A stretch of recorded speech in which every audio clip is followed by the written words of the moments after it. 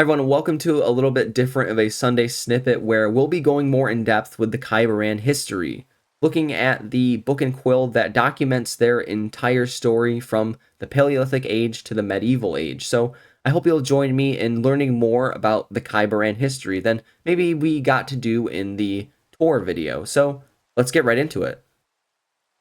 The Kaibaran History Introduction.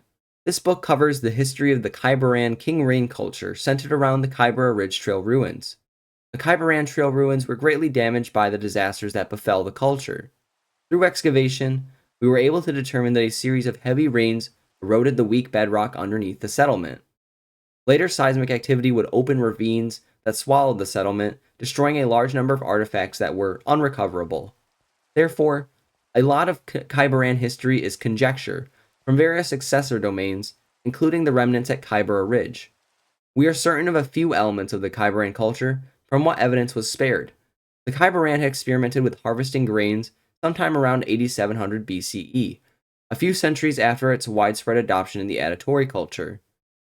We have reason to believe that there was some level of contact between the Atta and the Kaibaran, but their influence was not a predominant feature of the Kaibaran site. Rather, Kaibaran structures tend to be very simple and ornate, with compact living arrangements. Paleolithic to 9500 BCE. The early Kaibaran were able to harvest the bounty provided by the nearby berry bushes. However, we have reason to believe that shifting climate patterns and increasing rainfall eventually led to the first experimentations with cave paints, as crushed matter became soaked. Due to a combination of factors, eventually berry yields would decline. Dead bush, circa 12,000 BCE. Dried bush matter, likely to debris after a berry harvest. Analysis of the bush, along with tree data, shows us that rainfall greatly increased in the area. Our evidence seems to suggest that they were at the intersection of a major climatic shift.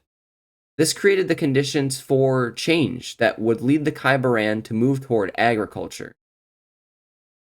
Neolithic to 4500 BCE. The Kaibaran first harvested wheat in 8700 BCE and quickly adopted a sedentary lifestyle.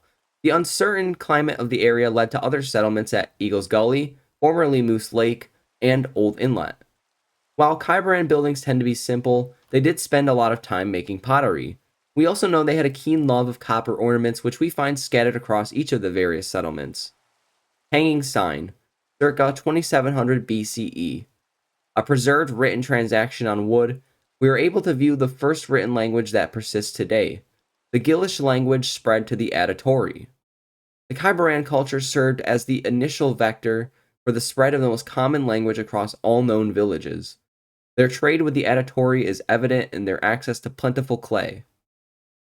Classical to 250 CE. The king reigns took their toll on the Kaibaran site, finally coming to a head. The earth underneath sunk greatly and opened up as an earthquake finally revealed the cavity the rains had created.